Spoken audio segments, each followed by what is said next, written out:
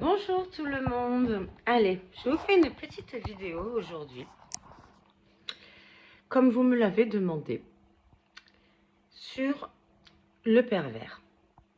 Alors, je vous avoue que cette vidéo est très compliquée pour moi à vous faire, car j'ai peur de mal vous transmettre vraiment les informations pour que vous puissiez éviter ce genre de relation du mieux que vous pouvez. Ne surtout pas y rentrer. Et donc c'est une forme de prévention. Parce que pour en sortir, c'est très compliqué. C'est très compliqué. C'est du vécu de ma part. C'est pour ça que c'est compliqué pour moi aussi de vous la faire. Mais en même temps, je pense que les psychologues les plus aptes à aider leurs patients sur des fréquentations qui ont pu être perverses sont celles qui l'ont vécu, qui ont analysé le sujet, analysé les ressentis et peuvent comprendre les ressentis quand on est dans ce genre de relation. Et comprendre pourquoi il est si difficile de s'en sortir. Allez, je me pose, je vous raconte. Je vous raconte. Alors, j'ai pris des petites notes, mais franchement, je vais vous dire que c'est brouillon. Je vais essayer d'en faire quelque chose de clair.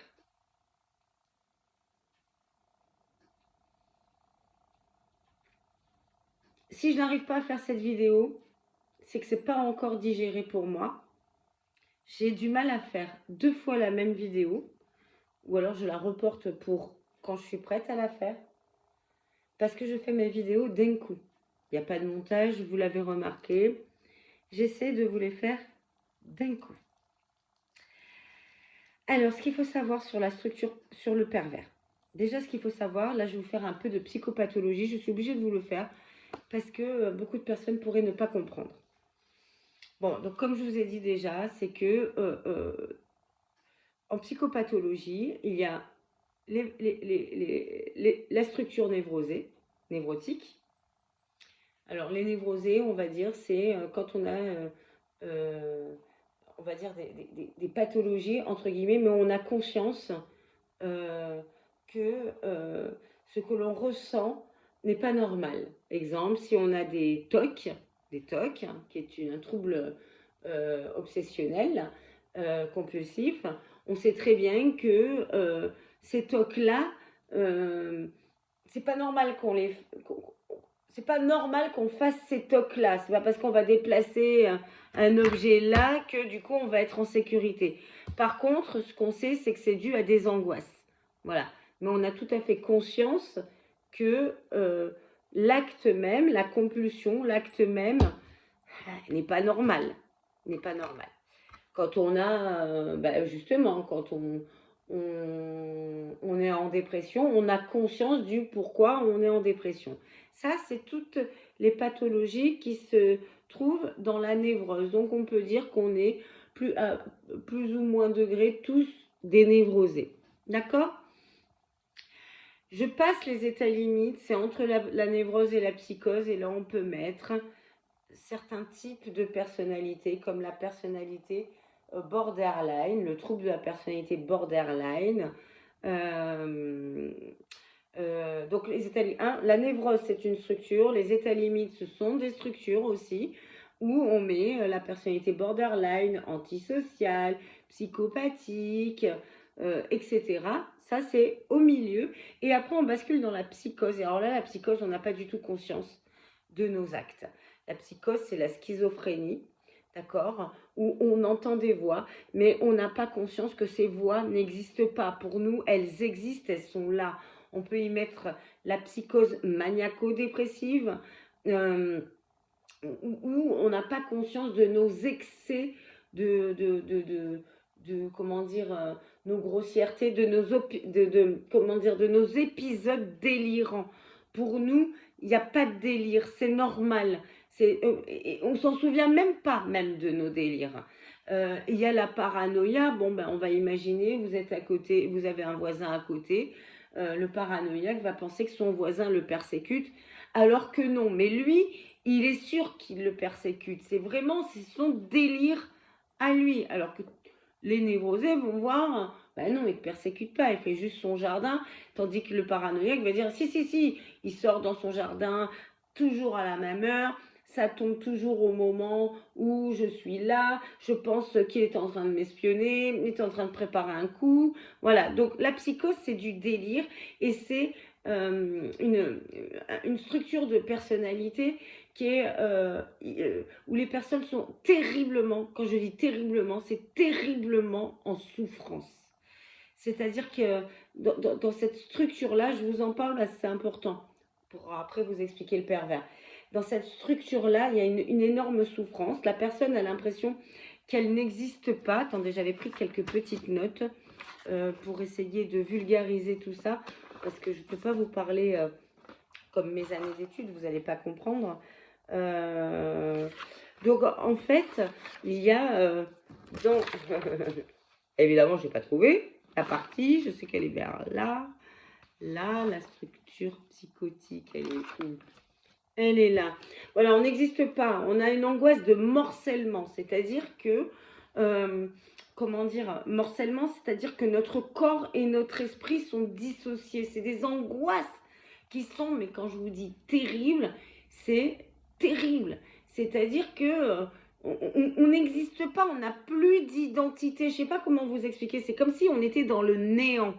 Le néant, le néant. C'est comme si on mourrait à petit feu dans le néant, en ayant l'esprit et le corps complètement dissociés. C'est une angoisse qui est la plus horrible du monde.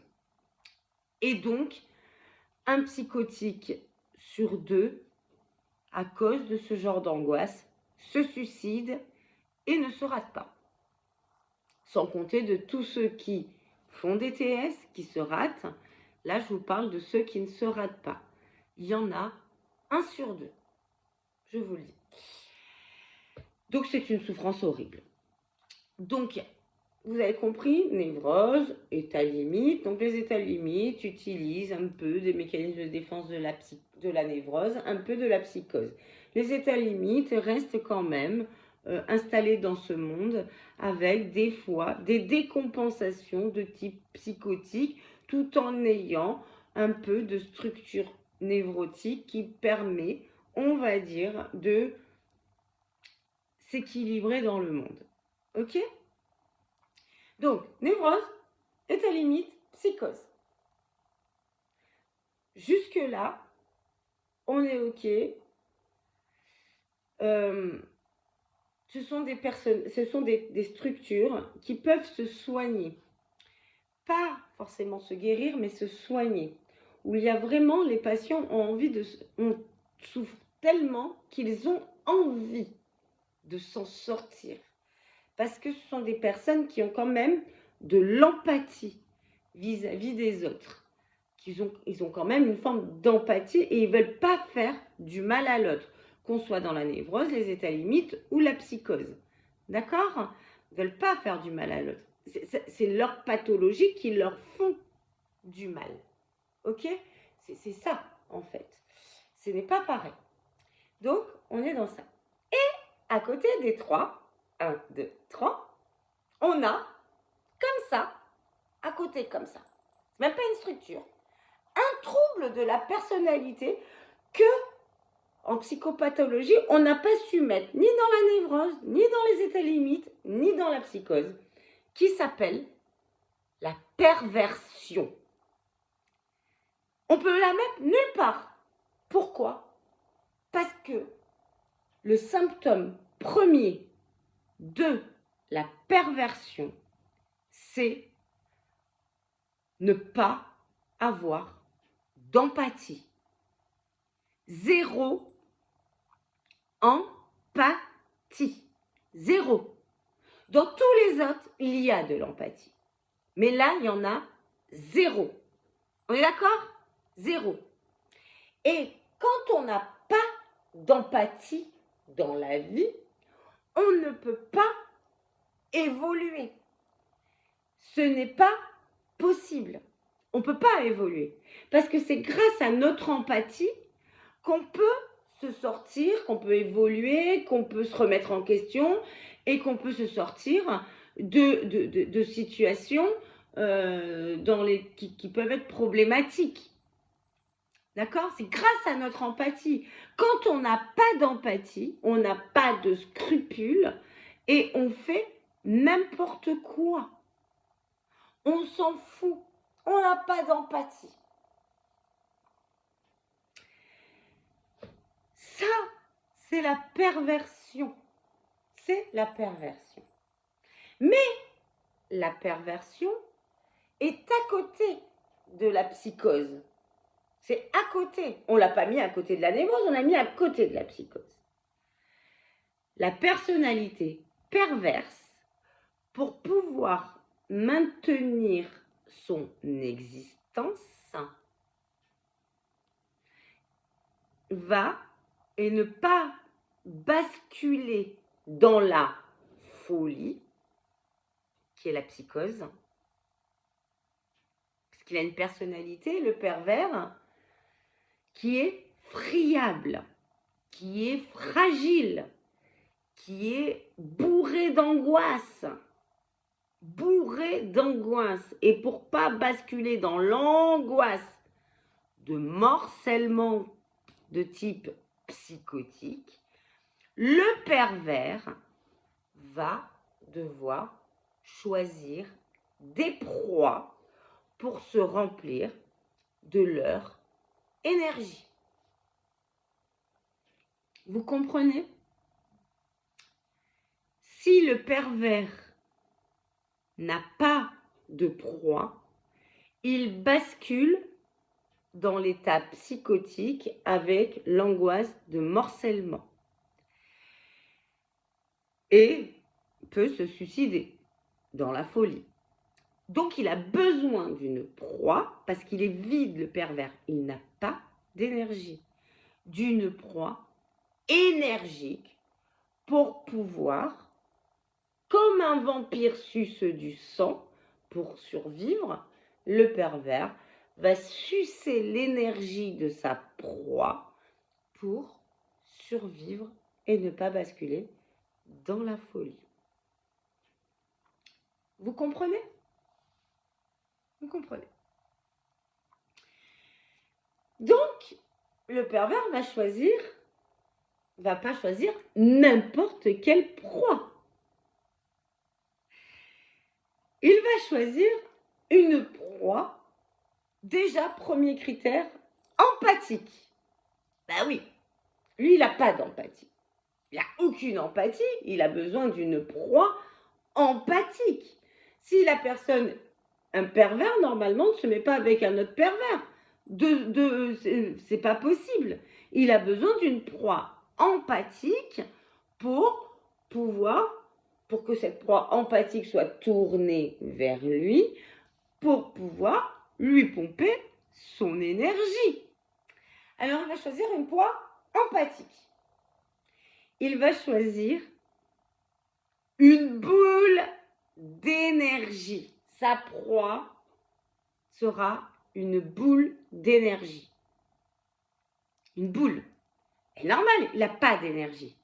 Il a besoin, quand il cherche une proie, il faut savoir que le pervers est en manque d'énergie. Il a perdu de l'énergie. Tant qu'il a de l'énergie, il n'a pas besoin de chercher une proie. Quand il n'en a plus, il va chercher sa proie. Et il va bien la choisir.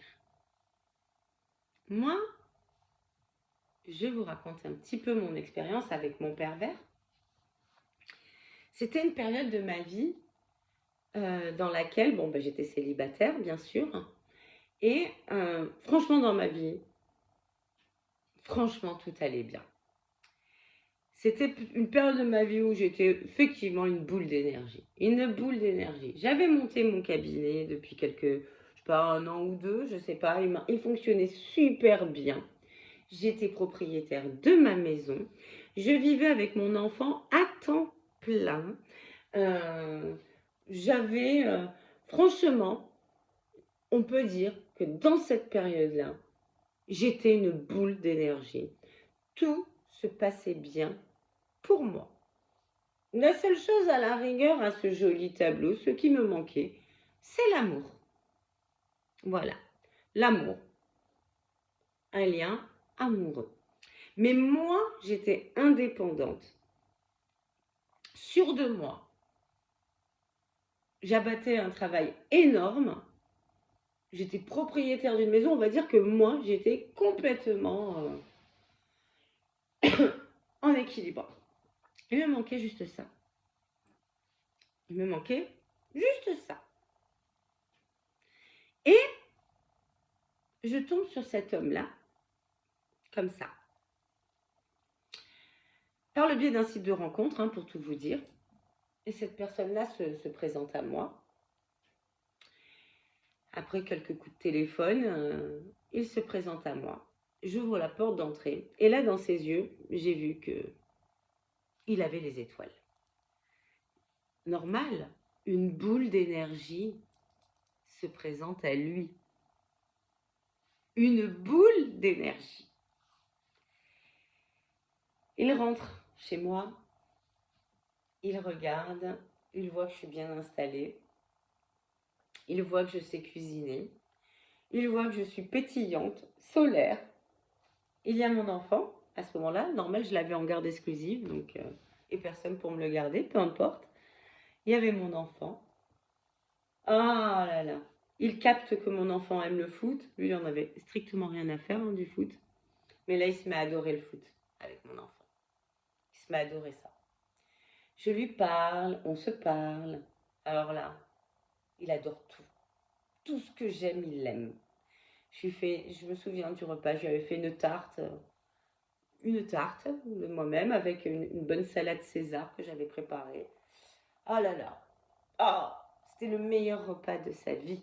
Le meilleur repas de sa vie. J'aimais la chanson française. Il aimait la chanson française.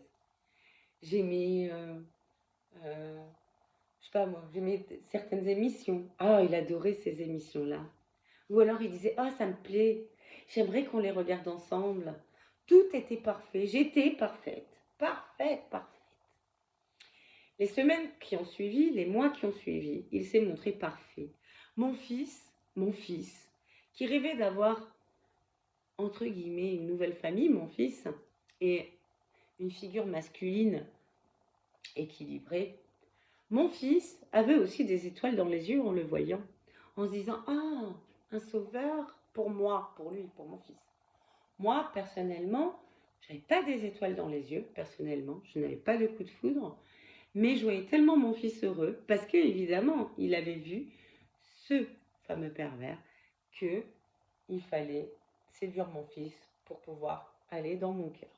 Chose qu'il a très bien fait, parce qu'il l'a vu, que mon fils manquait d'un papa, un papa stable, à ce moment-là, Et là, il a fait du love bombing à mon fils. Du love bombing. Très rapidement, on est parti en vacances ensemble avec son fils, le mien, etc. Alors là, je crois qu'il n'a jamais joué autant avec un enfant de sa vie, mon pervers. Oh là là, bataille de sable avec mon fils, raquettes, volée, natation, lui faire découvrir les poissons et tout ça. Oh, oh, fabuleux. Moi, il me plaisait pas trop, je sais pas, il y avait des choses, je sais pas. Un jour, je lui en parle, j'avais envie de pas continuer peut-être la relation. Il y avait quelque chose que je trouvais pas très clair, j'avoue. Cependant, avec le love bombing qu'il avait fait à mon fils le voyant tellement heureux, je me suis dit, ben, on peut peut-être être heureux.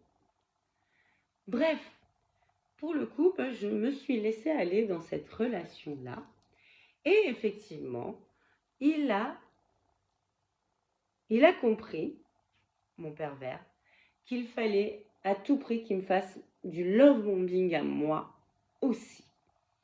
Et là, il s'est montré. Alors, j'ai eu les plus beaux cadeaux de Noël de ma vie entière.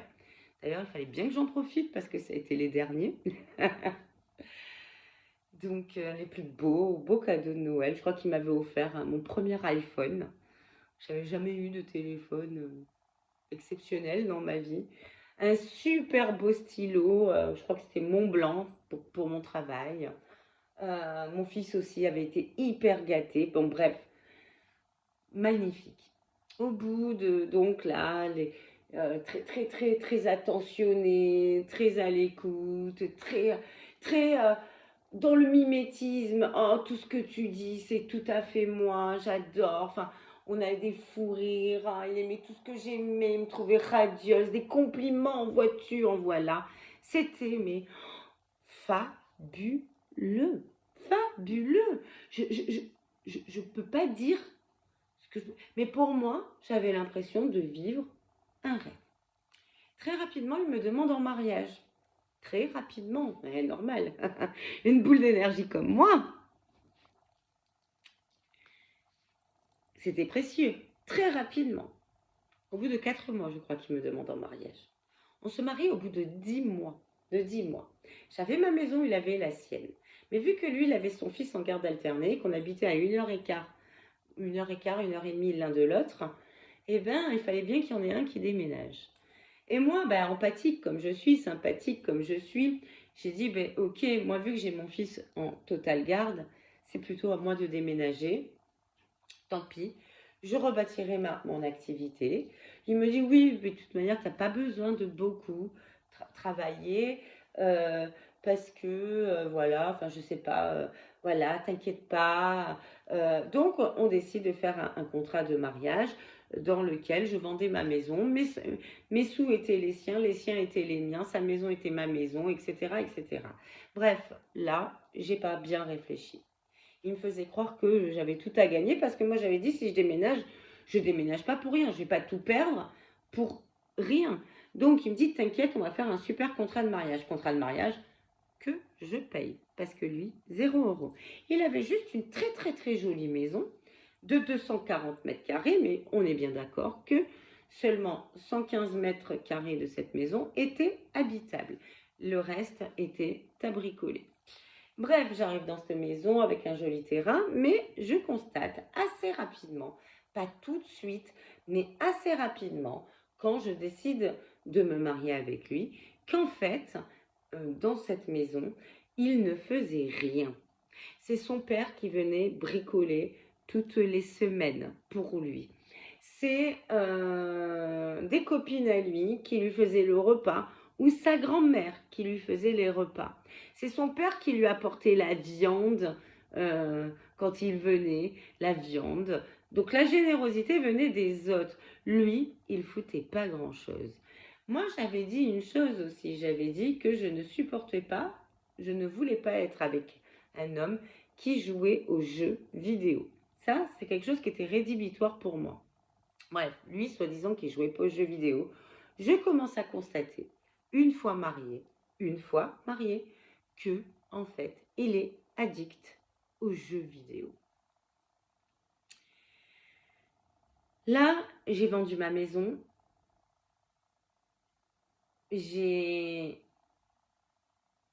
Mon enfant est alpagué dans cette relation, moi aussi.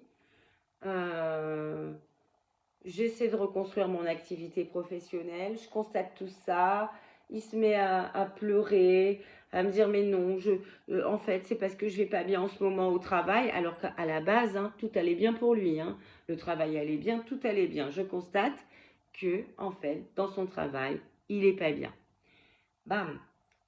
Donc, il va falloir l'aider à sortir de son addiction aux jeux vidéo et il va falloir l'aider à le soutenir dans son travail. Il travaille le samedi, moi qu'est-ce qui se passe? Je m'occupe de son enfant, je m'occupe de mon enfant, je m'occupe de les amener à tous les deux au foot, aux entraînements parce qu'il finit tard.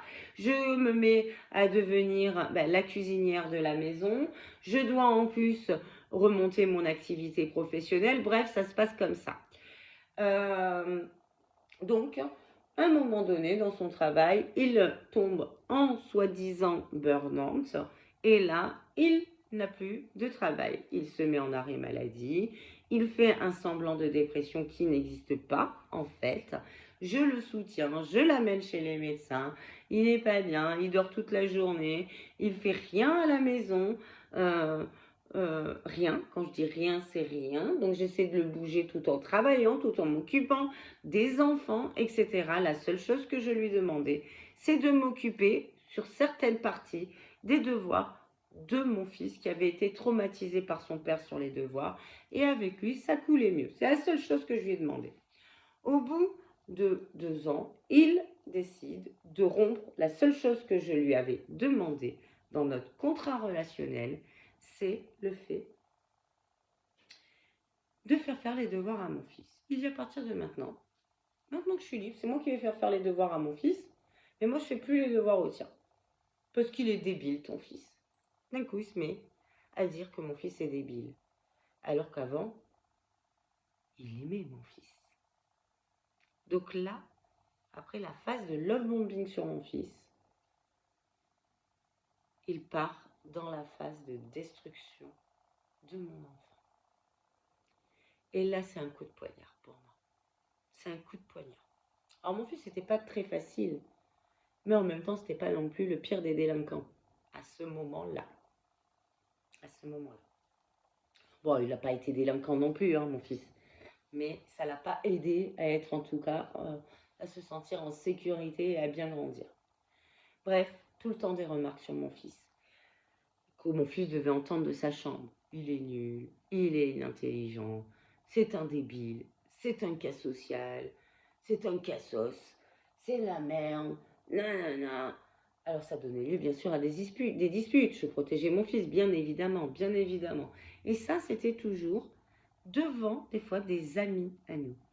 Où d'entrée, il faisait une crise comme ça. On rentrait à la maison, c'était l'horreur. Moi, j'ai essayé à plusieurs reprises de le quitter. À ce moment-là, mais il y avait déjà des signes avant-coureurs que j'avais acceptés. Et un jour, il me fait une crise comme ça, c'était la première, devant mes amis. Une crise horrible, horrible. Où là, on voit les yeux du monstre, du fou, les yeux du fou. Et on rentre à la maison, je souhaite rentrer à la maison, je rentre à la maison en premier, il arrive en second de chez ses amis où il me fait une crise, j'ai honte, je suis sidérée, je ne comprends pas que cet homme qui était si parfait ait ce côté-là. Je ne comprenais pas, sidérée, le mot c'est sidéré. J'arrivais même pas à attaquer, j'arrivais, si fuir, j'y arrivais, mais quand même, je fuyais tout en étant sidérée. Tellement que je me disais, c'est pas possible. Et là, grosse crise. On rentre à la maison, la première fois qu'il me fait une crise, où là, je commence à fuir en disant, j'avais vu qu'il avait un petit peu bu, et je lui avais dit, écoute, on en reparlera demain, là, j'ai besoin de me reposer, je suis fatiguée. Et là, il me suit dans la chambre, où j'essaie de m'apaiser, moi, et il va pour m'étrangler. C'était la première crise, ça faisait 2 ans qu'on était ensemble, 1 an mariés, 2 ans ensemble. Là, je suis choquée. Là, je suis sidérée. Je ne comprends pas. J'arrive à le pousser à ce moment-là. Je lui dis de sortir de la chambre. Je crois que moi aussi, mes yeux là voulaient tout dire. Des yeux horrifiés. Il part. Il revient en pleurs. Je suis désolée. J'étais épuisée. Je t'en supplie, excuse-moi, pardonne-moi. Je suis désolée, je dis je peux en parler, on verra demain. Là, je peux pas. Vraiment, j'étais épuisée. Les enfants étaient certainement dans leur chambre à l'étage, devaient entendre. Bref, je décide de faire le lendemain un peu mes bagages, partir. Ça tombait bien, c'était pendant les vacances scolaires. Partir avec mon fils du côté de chez mes parents, sans dire à personne ce qui s'était passé. Sans dire à personne. Et là, bien sûr, il m'appelle, je t'en supplie, j'ai déconné, c'est que je suis mal au travail, c'est que j'en peux plus, c'est que je suis pas bien, je suis vraiment désolée, c'est pas moi, jamais j'ai fait ça de ma vie. T'es la femme la plus importante de ma vie, t'es ma confidente, t'es tout pour moi. Je suis vraiment désolée, je vais me remettre en question, je vais aller voir quelqu'un, ce n'est pas normal ces colères-là, pourquoi j'ai été comme ça, je t'en supplie, nanana. Bon, au bout de 10 jours, eh ben je cède et je reviens. Et je reviens. Donc là, repériode de love bombing, hein. Mais avec une dépression. Donc moi, hyper empathique, je l'aide dans sa dépression. Il essaie de refaire faire les devoirs à mon fils. Mais rapidement, il fait de moins en moins de choses. Et il recommence à critiquer. Critiquer mon fils. Critiquer. Me critiquer. Il recommence à faire des crises. Et ça continuait comme ça. Puis après, il repleurait. Puis il me suppliait. Puis je partais et je disais non. Et je voulais mettre un terme. Mais c'était compliqué parce que mon fils, il était scolarisé dans ce lycée. Et mon fils ne voulait pas partir parce qu'il avait une petite copine. Et puis moi, qui étais en libéral et qui travaillais dans ma maison, je ne pouvais pas louer un appartement. C'était compliqué, c'était compliqué. Bon, avoir su, hein, je me serais barrée direct. Hein. Je me serais barrée même avant la première crise. Même avant. Mais au départ, il y a des excuses. Au départ, il y a des excuses. Mais progressivement, nous, à force de vivre de tels traumatismes en tant que victimes du pervers, à force de vivre des traumatismes sur traumatismes, à excuser, à reprendre, à fuir ses émotions parce qu'on commence à se dissocier. On vit quelque chose dans notre tête qui s'appelle la dissociation. C'est-à-dire qu'on commence à perdre déjà de l'énergie, beaucoup d'énergie en nous. Et à cause de tous ces traumatismes, on développe ce mécanisme de défense qui est la dissociation. On se coupe de ses pensées. On oublie les détails des disputes. Donc c'est là qu'ils peuvent nous gaslighter parce qu'on oublie. On est tellement... Le cerveau, il peut plus. Il peut plus. Il se dissocie. En fait, il a tellement été sidéré. On a tellement été sidéré, qui est un mécanisme de défense, de protection, tellement on a eu peur, qu'on devient spectateur de notre vie. On n'est plus acteur. On n'existe plus. On se dissocie presque comme un psychotique, mais on ne l'est pas. Mais ils veulent nous faire basculer vers la psychose, qui n'a plus d'énergie. On se coupe de nos pensées, de nos sentiments, de nos ressentis, de nos émotions à nous. On n'a plus d'empathie pour nous-mêmes. On se coupe de tout ce qui est nous-mêmes. Et notre énergie, elle est sur l'autre. Elle est sur l'autre pour réparer l'autre. On veut réparer l'autre pour retrouver l'équilibre qu'on a eu en période de love bombing, qu'on arrive des fois à retrouver. Parce que ça se fait de manière très vicieuse. Moi, ça a duré 6 ans ensemble.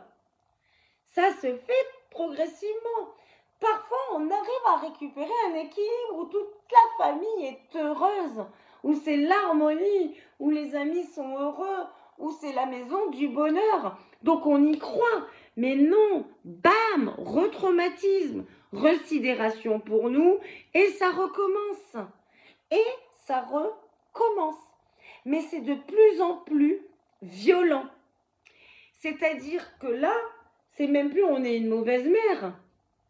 C'est même plus on est une mauvaise mère. C'est même plus on est notre fils, c'est pas bon. C'est nous qui devenons des mauvaises mères. C'est nous qui devenons nuls.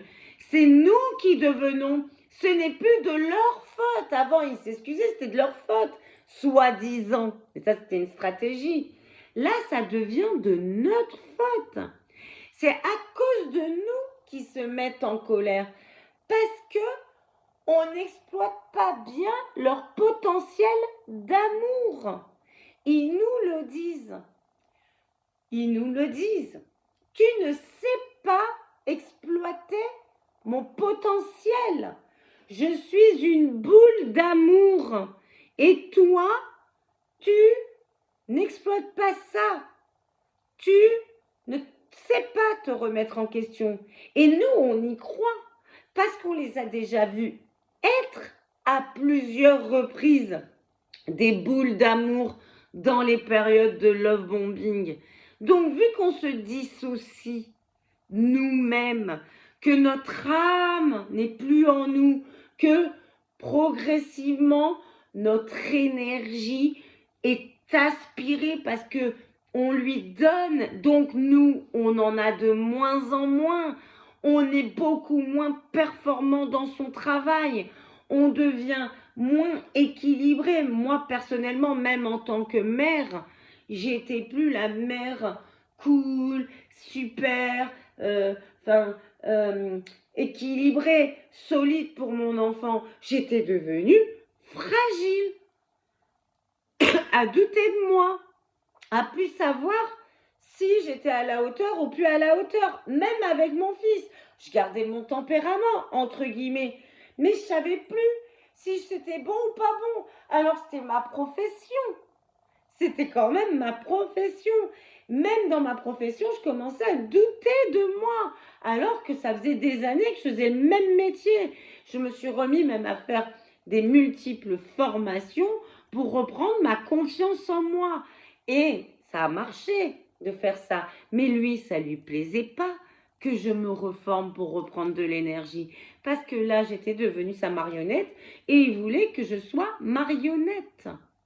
Alors il me laissait un peu en reprendre de l'énergie pour pouvoir, lui, se remplir à nouveau. Le problème du pervers, c'est que quand il vous prenne de l'énergie, il se vide, donc il en a toujours besoin. Quand il a commencé à voir que j'en avais de moins en moins et que là j'avais besoin de lui et d'aide et de lui, alors là, j'étais plus intéressante pour lui. Donc il est allé s'approvisionner vers d'autres personnes. Et là, il a commencé à se victimiser auprès des autres personnes de notre entourage. Il a commencé à expliquer que la vie était dure avec moi. Il en a parlé à ses parents. Il a expliqué que j'étais une feignante parce que je travaillais de moins en moins, parce que j'étais toujours anxieuse, etc. Tout s'est retourné contre moi. Et là, il s'est dit, comment je peux faire pour maintenant la virer, entre guillemets. Mais en même temps, là, elle reprend de l'énergie. Donc, dès qu'elle reprend de l'énergie, je lui refais un petit peu de love bombing, mais pas trop. Je n'ai pas besoin de faire grand-chose. Et puis, je la refracasse. Et là, refracasser, c'est le terme. Parce que là, on est dans les gros mots. Et la violence qui arrive. La violence est là. La violence, c'est de la haine.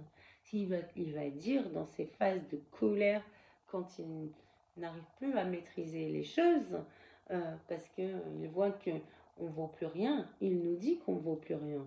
Il nous dit qu'on est une merde. Il nous traîne par les cheveux et nous fout dehors. Et il n'en a rien à faire, aucun scrupule.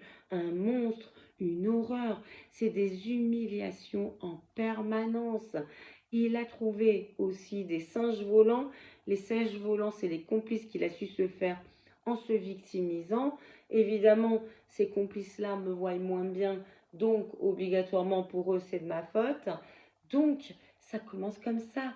Il a réussi à repomper de l'énergie à l'extérieur pour mieux me fracasser. J'ai une pulsion de vie un jour. Autrement, j'y serais restée, je pense, ça se trouve.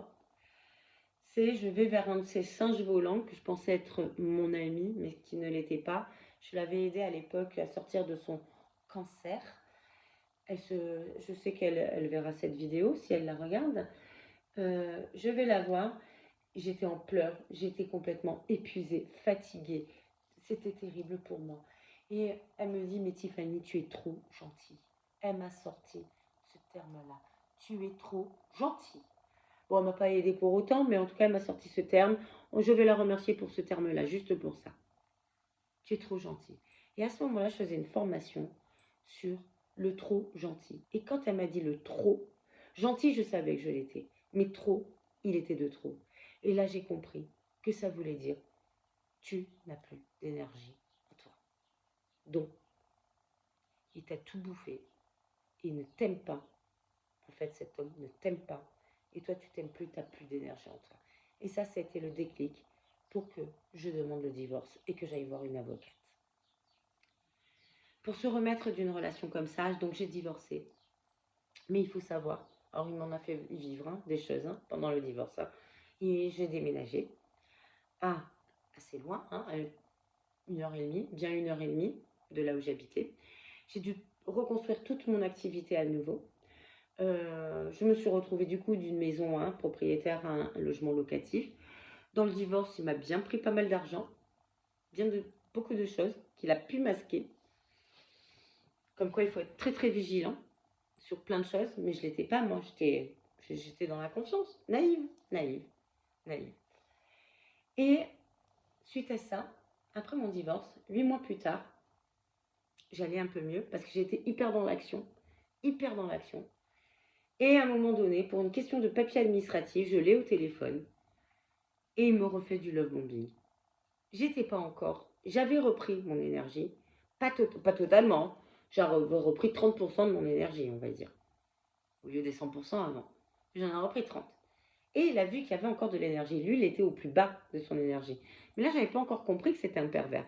Je n'avais pas encore compris. C'est ça qui est fou. C'est que pour moi, ça ne pouvait pas l'être. C'est pas possible, un pervers se montre jaloux, se montre ceci. Mais lui, vu qu'il savait dès le départ que moi, les mecs jaloux, j'en voulais pas dans ma vie, il a tout fait pour me montrer sa jalousie, mais d'une manière autre. Je l'ai retrouvé. Ça a duré 3 mois et demi. Et là, il m'a massacré encore à nouveau. Mais là, je me suis réveillée. Et là, j'ai compris que c'était un pervers. Et quand j'ai compris que c'était un pervers, ça a été pour moi la chute au plus bas du bas du bas. Parce que j'ai réalisé que cet homme ne m'avait jamais aimée. La seule chose qu'il aimait en moi, c'était mon énergie. Et c'est ça, en fait. C'était mon énergie. Pas moi, mon énergie. Quand j'ai réalisé que c'était un pervers, je me suis, de la dissociation, je me suis rassociée. J'ai pris conscience de tout ce que j'ai pu supporter. Et là, j'ai pris une énorme claque. J'ai une énorme tristesse au plus profond de moi qui m'a envahie. Et j'ai eu au départ beaucoup de colère contre moi, d'avoir accepté l'inacceptable. Quand j'ai compris ces mécanismes-là de dissociation, de traumatisme et de sidération, etc., j'ai eu énormément de peine pour moi, beaucoup de peine d'avoir vécu ça. J'ai compris tous les traumatismes, parce qu'avant, vu que j'oubliais tout, en fait, vu que je notais rien, que j'oubliais tout, et que mon énergie était centrée sur lui, c'était lui qui l'avait prise. Quand j'ai repris, j'ai vu l'horreur, donc j'ai été retraumatisée. Et en étant retraumatisée comme ça a été, j'ai commencé une dépression. Et il m'a fallu bien 1 an de thérapie pour récupérer mon énergie. 1 an de thérapie. Une amie, très très proche aussi, qui a été présente pour moi, pour m'aider à récupérer cette énergie. Et là, au jour d'aujourd'hui, allez, je vais vous dire, je crois que j'ai récupéré 70% de mon énergie. Mais de 0 à 70, c'est quand même pas mal.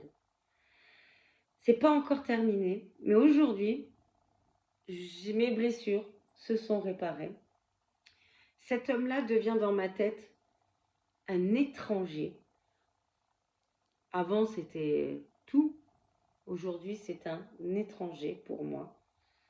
Je ne suis pas susceptible de le rencontrer parce que il habite pas du côté de chez moi.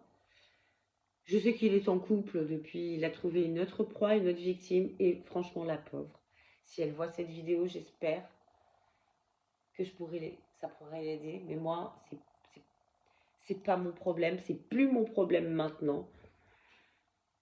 Je pense que si aujourd'hui je venais alors croiser, je pense, peut-être ça me ferait un petit pincement de colère, hein. Attention, hein. Il n'y a pas d'amour, hein. Il n'y a jamais eu d'amour dans cette histoire. Moi, je l'ai aimé. J'ai donné de l'amour. Lui, il m'a jamais aimé. Il a aimé mon énergie. Aujourd'hui, je l'aime pas parce que j'ai aimé quelqu'un qui n'était pas la véritable personne qui prétendait être. Donc, je l'aimais même pas au fond. Enfin, j'aimais pas cette personne. J'ai donné de l'amour à ce monstre, mais je ne l'aimais pas. Je crois, là, quand j'y réfléchis, que ouais, ça me fera un petit pincement, mais vite fait. Franchement, vite fait. Vite fait. Allez, j'y penserai quoi? Un quart d'heure, et après je dirai voilà.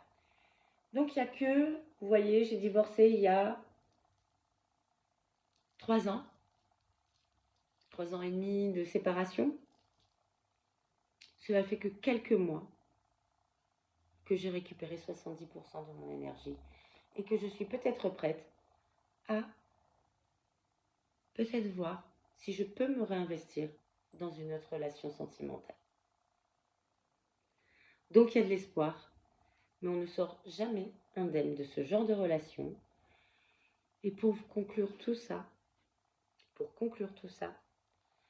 on dit très souvent, oui, on ressort plus fort. Moi, je vous avoue, avoir le choix, j'aurais préféré ne jamais vivre cette relation-là. Parce que je n'ai jamais vécu de telles angoisses, de dissociation, de souffrance à ce point-là, au point où j'ai failli mourir. Vraiment failli mourir. Je suis passée à 2 doigts. J'avoue que je vous conseille de ne jamais rentrer dans ce genre de relation. Parce que c'est pas facile après. Je vous le dis que c'est pas facile après. Maintenant, qu'est-ce que ça m'a apporté? C'est qu'aujourd'hui, je ne suis entourée que par des belles personnes. Je sens la toxicité de certaines personnes et je m'en éloigne. Je trouve que j'apprends beaucoup mieux à gérer tout ça. Et je pense aussi que ma vie d'après va être vraie et pas ce mensonge que j'ai vécu pendant, à la sortie, 8 ans. Et donc, maintenant, ça fait 10 ans que j'ai vécu tout ça et je commence à en faire vraiment le deuil pour passer à autre chose.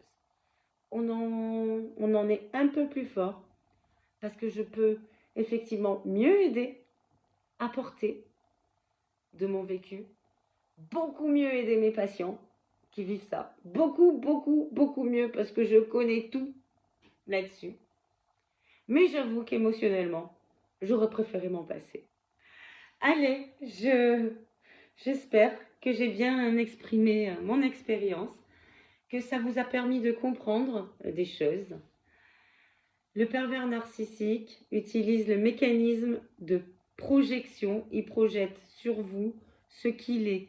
Quand ils vous disent « tu es une merde », ça veut dire « je suis une merde ». Quand ils vous disent « tu es une pute », ça veut dire « je suis un salaud ». Donc ça veut dire que si il pense que vous le trompez, ça veut dire que lui, ne vous inquiétez pas qu'il est en train de séduire de l'autre côté. Il utilise le déni, c'est-à-dire que c'est jamais sa faute.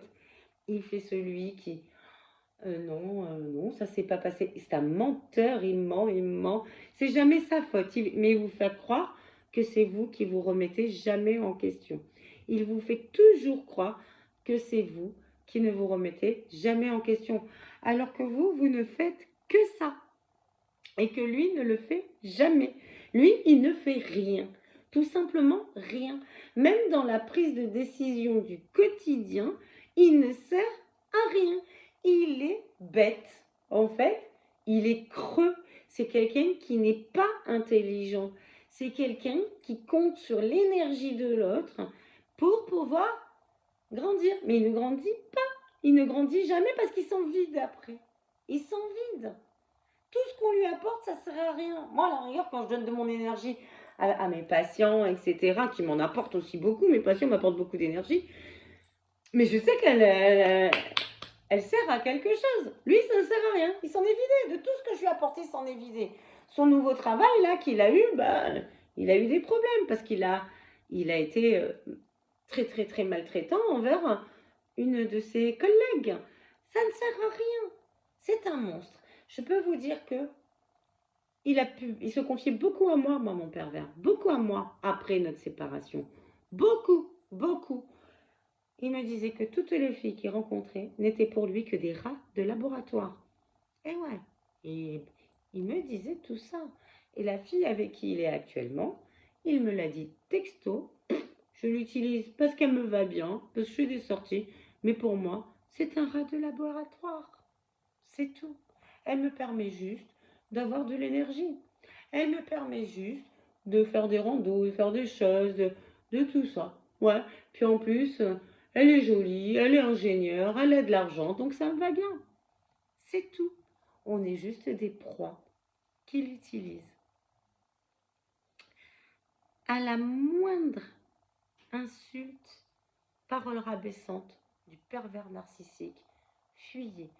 Moi, avant cet étranglement, il y avait eu des paroles, je m'en souviens. Maintenant, et moi à l'époque, la sidération a fait que je m'en rappelais pas. Mais sur le moment, je le savais, parce que je m'en souviens maintenant. Il m'a traité de midinette, c'est pas bien le terme midinette, on ne dit pas ça à sa femme, et de manipulatrice, avant de m'étrangler. Et là, j'aurais dû partir. En plus, quand il m'a traité de ça, j'étais pas encore mariée, j'avais encore ma maison, et je ne l'ai pas fait. Donc j'aurais pu éviter cette relation-là. Je vous ai dit, projection, qu'il avait. Tout ce qu'il dit de vous, c'est de lui dont il parle. Et après, bien sûr, une fois qu'il vous a pris toute votre énergie, il se victimise auprès des autres et il dira de vous que vous étiez une folle, une feignante, qu'il vous a tout donné, qu'il a plus rien à cause de vous, que c'était la pire relation de sa vie, bien évidemment. Tout ce qu'il est, il le dit de vous. D'accord? À ses prochaines proies. Donc faites attention aux hommes, les filles que vous rencontrez, qui disent que leur ex était une folle. Faites attention, on ne parle pas comme ça de ses ex. Allez, en tout cas, je vous laisse vraiment réfléchir à tout ça. Je vous embrasse très très fort. J'espère que mon expérience va vous aider pour ne pas reproduire mon schéma à moi. Et puis, écoutez, si vous avez aimé cette vidéo, vous likez, ça me ferait plaisir.